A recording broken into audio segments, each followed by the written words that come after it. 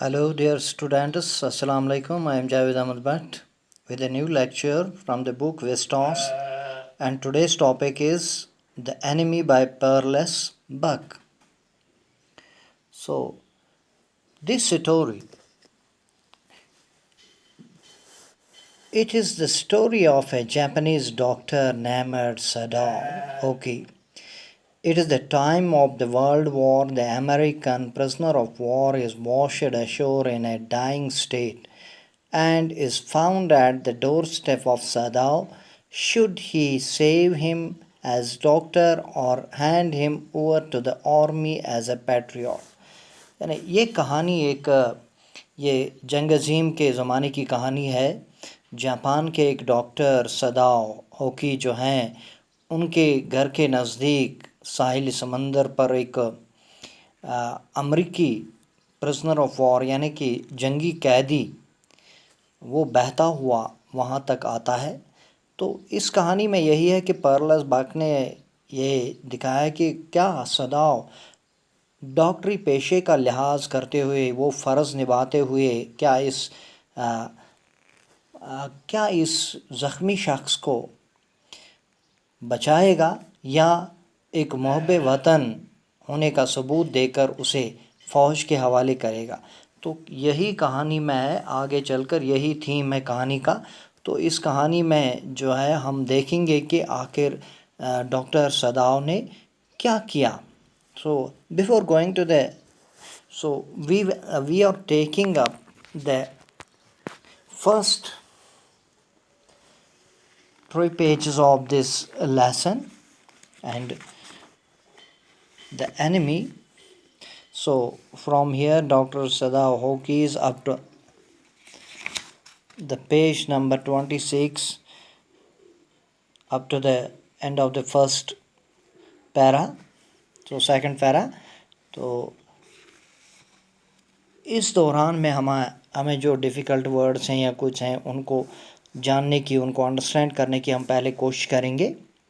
تو set upon means situated یعنی کہ کہیں پر واقع ہونا، متوقع ہونا. واقع جو ہے وہ pine trees a tall evergreen forest tree with leaves like needles, یعنی لمبے جو جنگلی نباتات میں سے ہے درخت، تو ان کے جو پتے ہوتے ہیں وہ سوئیوں کی طرح ہوتے ہیں. یہ ایور گرین ہوتے ہیں، یہ تمام سال ان کے جو یہ پتے ہیں یہ گرین رہتے ہیں. تو یہاں پر بھی ہیں جہاں جیسے ہم نے دیکھا ہے کہ جو ہمارے جنگلات میں ہے، دیودار ہے، چیڑ ہے یا کائرو ہے، اس قسم کے جتنے بھی جو درخت ہیں ہمارے جنگلات میں جن کے سوئیوں کی طرح یہ پتے ہوتے ہیں. تو then we have another word yonder. Yonder means over there یعنی کہ وہاں پر.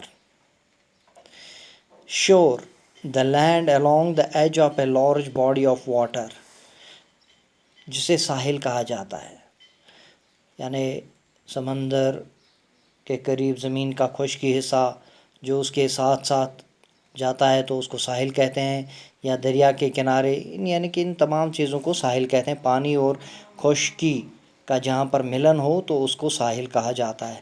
Creeping means moving very slowly, دھیرے دھیرے سے آگے بڑھنا. تو ریتھنگ مینس سراؤنڈنگ اینڈ کورنگ، یعنی کہ لپٹا ہوا. جو پہنتے ہیں ہم، اگر ہم شال پہنیں گے تو وہ ہم لپیٹ لیتے ہیں یا اس طرح کے کپڑے. Haori a loose outer garment resembling a coat and extending to the knees, یعنی یہ ایک ہوری جو ہے یہ جاپان کے لباس کا حصہ ہے. یہ ایک لمبے کوٹ کی طرح ہوتا ہے جو گھٹنوں تک چلا جاتا ہے. کیمونو اے لوز ریپنگ اراؤنڈ روب ود وائڈ سلیوز، یعنی اس کی جو آستینیں ہوتی ہیں وہ کھلی ہوتی ہیں، وائڈ ہوتی ہیں. اور یہ ایک لوز یعنی کہ چست ٹائٹ نہیں بلکہ ایک لوز جو کپڑا ہوا ہوتا ہے، سلا ہوتا ہے، یہ ایک پارٹ آف دا ڈریس ہوتا ہے وہاں پر، تو اسے کیمانو کہا جاتا ہے. Race means one of the groups into which humans can be divided. یعنی ریس اس کو کہتے ہیں نسل کو کہ جس کو انسان کو اس گروپ میں تقسیم کیا جاتا ہے. تو والیبل مینز ٹاکنگ اے لاٹ، بہت زیادہ باتیں کرنا. And heedlessly means not paying attention, کسی کی طرف توجہ نہ دینا. تو اس کہانی میں انیمی کا مطلب یہ ہے دشمن، انیمی. So it is the story of a Japanese doctor named Sadao. He lives with his wife and 2 children in a house built on a narrow beach near the sea. یعنی کہ ساحل کے قریب ان کا ایک مکان ہوتا ہے. 2 servants also live with them in the house. One is a maid who looks after the children. یعنی کہ 2 اور نوکر ہیں وہاں پر. ایک عورت ہے اور جو ان کے بچوں کی دیکھ ریکھ کرتی ہے. The other is an old gardener. اور دوسرا ایک بوڑھا جو باغبان ہے وہاں پر. One day Sadao finds a man who has been flung out by the ocean. He has a bloodshot in his back. تو ایک دن صداؤ نے کیا دیکھا کہ ایک شخص کو جو ان کے گھر کے قریب ساحل پر تیرتا ہوا، یعنی پانی نے اسے ساحل پر پھینک دیا تھا، اس کے چھاتی میں ایک گولی کا نشان تھا. Sadao takes the man into his house, وہ اسے اپنے گھر لاتا ہے. تو اب ہم اس کہانی میں پڑھیں گے کہ اس کہانی کو آگے جا کر اس کہانی میں کیا ہے. تو جب ہم پہلے پورشن میں جاتے ہیں، یعنی کہ پہلے حصے میں، پیج میں، فرسٹ اینڈ سیکنڈ پیج جو اس کہانی کا ہے، تو اس میں صداؤ کے بارے میں ایک ڈیٹیلڈ ہے کہ وہ کیسا تھا، وہ کن حالات سے گزرا، اس کے والد صاحب کیا تھے، تو اس کے والد صاحب نے اس کو کیسے عملی زندگی میں قدم رکھنے کے لیے تیار کیا. تو ڈاکٹر صداؤ مشہور جاپانی سرجن اور سائنسدان تھا. اس کا گھر جاپان کے سمندر کے ساحل پر واقع تھا، جہاں اپنے لڑکپن میں وہ اکثر کھیلا کرتا تھا. یہ چٹانوں پر واقع تھا جس کے کنارے کنارے جھکے ہوئے دیودار کے پیڑ تھے. جاپانی سمندر کے ساحل کے قریب کچھ چھوٹے جزیرے تھے. صداؤ کا والد اسے اکثر ان جزیروں پر لے جایا کرتا تھا. وہاں وہ جزیروں کی طرف اشارہ کرتا اور کہتا، اس پار کے وہ جزیرے جاپان کے مستقبل کی طرف جانے والی سیڑھیاں ہیں. یعنی اس کا باپ جب اسے ان جزیروں پر لے جاتا تھا تو انگلی سے اشارہ کرتا تھا کہ وہ جو جزیرے ہیں وہ جاپان کی ترقی کے زینے ہیں. یہ ہم پر منحصر ہے کہ ہم اپنے مستقبل کو کیا بناتے ہیں. تو وہ اسے کہتا تھا کہ اٹ ڈپینڈس اپون اس، کہ ہم اپنے مستقبل کو، اپنے فیوچر کو کس طرح سے شیپ کر سکتے ہیں، اس کو کس طرح سے کون سی حیت دے سکتے ہیں.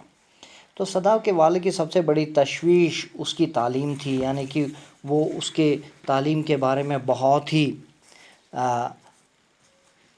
کنسرن تھا. تو وہ اس کے ساتھ کبھی مذاق نہیں کرتا تھا، نہ اس کے ساتھ کھیلا کرتا تھا. اسے صرف اس کی تعلیم کی فکر تھی. جب صداؤ 22 سال کا ہوا تو اسے سرجری اور ادویات سے متعلق سب کچھ سیکھنے کے لیے امریکہ بھیجا گیا. امریکہ میں صداؤ ایک امریکی پروفیسر کے گھر میں رہتا تھا.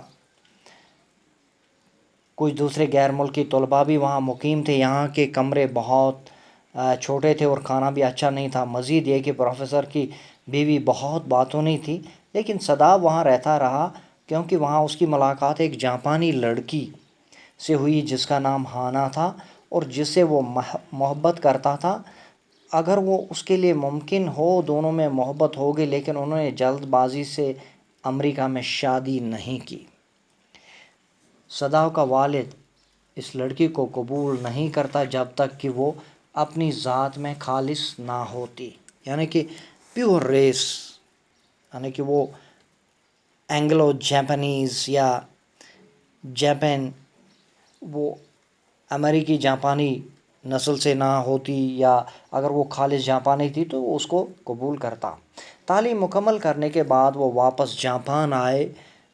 جب صداؤ کے والد نے ہانا کو دیکھا وہ فوراً ہی ان کی شادی کے لیے رضامند ہو گیا. شادی کا اہتمام پرانے جاپانی انداز میں کیا گیا اور جاپان میں صداؤ اس نے اپنے قدم جمائے. وہ بہت ہی مشہور ڈاکٹر بنا، سرجن بنا. سرجن ہی نہیں بلکہ وہ ایک سائنسدان بھی کے طور پر بھی جانے پہچانے ہو گئے. تو صدا اور ہانا بالکل خوشگوار زندگی گزار رہے تھے. اب ان کے 2 بچے تھے، لیکن ایک دوسرے سے ان کی محبت پہلے کی طرح جوان تھی. صدا اکثر حیرت میں رہتا تھا کہ اگر وہ امریکہ میں اتفاق سے ہانا سے نہیں مل پاتا تو وہ کس سے شادی کر لیتا. ایک رات جب صدا گھر آیا تو اس کی بیوی نے دروازہ کھولا. اس نے اس کے بازو میں اپنا سر ڈال دیا اور پیار سے مسکرا دی. اس نے اپنا گال اس کے بازو پر رکھا اور دونوں یعنی کہ perfectly happy.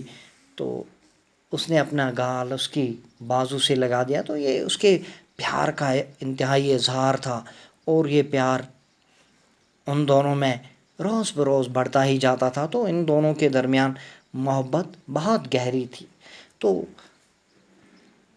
Here we ends دس. یہاں تک جو ہے یہ صداؤ کے بارے میں ہے کہ صداؤ کیسا تھا، اس کا والد اس کے ساتھ کیسی باتیں کرتا تھا، اور کس طریقے سے اس نے اس کو پروان چڑھایا، کس طریقے سے اس کو امریکہ بھیجا گیا، کس طریقے سے وہ بہت ہی قابل ڈاکٹر، سرجن اور ایک سائنسدان بنا. Thank you.